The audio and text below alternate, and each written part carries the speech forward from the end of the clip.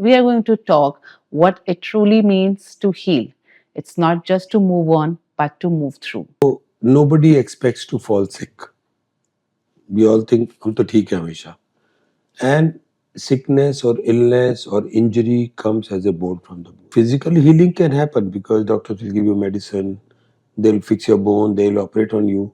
But the negative effect of being out of the normal life brings you down emotionally very much. Rehabilitation after any surgery is a slow process, sometimes with uncertain outcomes. So, how do you help your patients to stay motivated?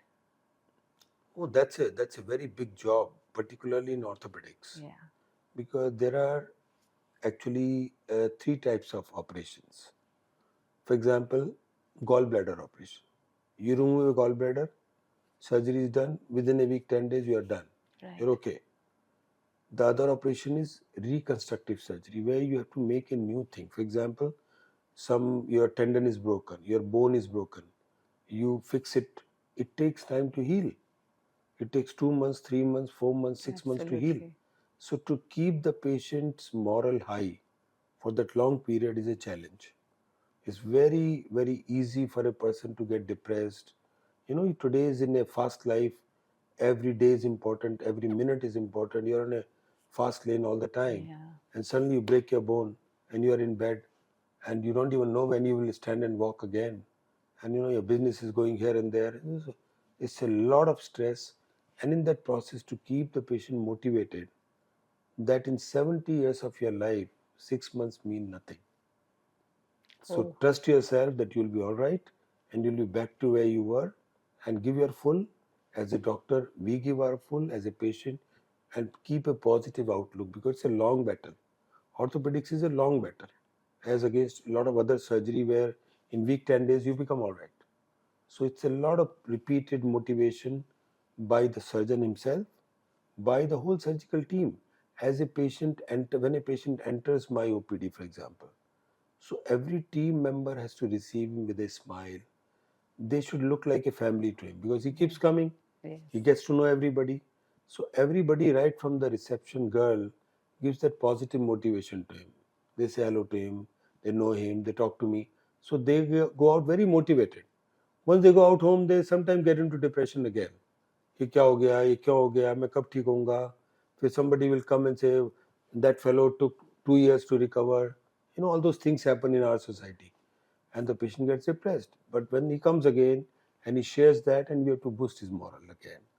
Very often, like physiotherapists are my very good motivators, because they meet the patient every day. Yeah. So sometimes they give me a feedback that this patient is in a negative frame of mind. He's not cooperating or he's depressed. I sometimes call up the patient myself just to boost his morale.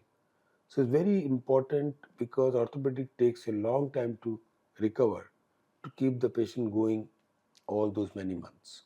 So it's a very, very, you can say, understanding on the part of the treating team that patient needs a lot of physical as well as mental support during all this Exactly. process. When a patient walks in your OT, so what's the first thought that crosses your mind as a healer and not just as a surgeon? Surgery is such a major responsibility. You are cutting somebody's body. You can imagine the kind of faith required to tell somebody, okay, I'm okay, you please do my operation. That means you cut me open. Yeah. I cannot imagine, I mean, unfortunately or fortunately, I have not been in the shoes as a patient, but I can relate. To trust a surgeon, you give your child, you give your wife, you give your father, with that kind of a trust that you do surgery on my father, must be probably 500% trust. And when that kind of trust is reposed in you as a surgeon, it's a very big responsibility. So every time I go to the operation theater, I tell God, I'm not a God believer that way, but I tell the God, okay, help me today. I have to make it. And right in the very beginning, this thought came to my mind once, that as an orthopedic surgeon, when you hold the knife in your hand, I tell myself, you are just about to make somebody handicapped for the rest of his life. So if you don't do this operation properly, this person will become handicapped for the rest of your life. So imagine what kind of responsibility you have in your hand. If you don't do that operation properly, this patient is disabled for the rest of his life. He cannot walk properly. He cannot move out of the bed. So when that kind of thought comes, suddenly, something shakes inside your body and you want to do the best. You have to plan it beforehand, the night before, in the morning of surgery, during surgery. The whole team is aligned. They know what I'm going to do. And we have a plan A, plan B, because sometimes things don't go the way you like in the OT. So suddenly at that moment, you can't be lost. So you must know that, okay, I'll do this. If this works out, very good. Otherwise, I have a plan B and a plan C. Because patient is on the operation table open. Now you can't say, okay, I don't know what to do now and what to do now, I'm lost. You have to come out of the OT. You have to come out of the OT after stitching the wound and having done the job properly. So all that planning is very important, and of course the prayer that everything goes well, and also to keep the patient motivated during surgery, before surgery, immediately after surgery. Patients are very sensitive because they are undergoing surgery. Small things matter. So even if I talk to them and I'm not smiling, they get upset, there is something wrong. And if they look at my face after surgery, they read so much into my face, as if I don't smile, the surgery has not happened properly. So I have to make very conscious effort that every time I talk to the patient, I must give that positive vibe. Everything is okay. Everything was all right. So all that happens, and before and after surgery, which goes a long way into recovery of that patient. Wow. So believe in yourself, faith in yourself, and getting the strength from the superpower takes you and Absolutely. brings the Absolutely. best in the patient. Absolutely. Great. In moments when things don't go as planned or uncertain outcome happens, so what keeps you having the faith and calm? So tough situation. Of course, in this profession, it happens every now and then. So one has to tell himself that I will do my best. Okay, and I will do my best means, first of all, cool yourself. Don't get excited. Don't get affected by the event. For example, some patient is not well. He is going down. Now, if you get anxious, your performance goes for a 6. You have to cool down, think. Very often it happens during surgery that you are operating and things are not going okay. And then you're getting anxious. Why it is not? There's no time. It's all fat. And so you have to cool yourself down. Okay, hold on. Don't worry. It'll be okay. Give yourself a breathing time. Sometimes when I tell my team, okay, give me 2 minutes. I just want to think about what to do next.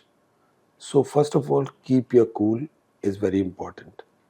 And second, when you are doing something and thinking, this patient, for example, is my family member. He is my daughter. She's my daughter. She's my son, my father. What will I do? And then comes the answer straight.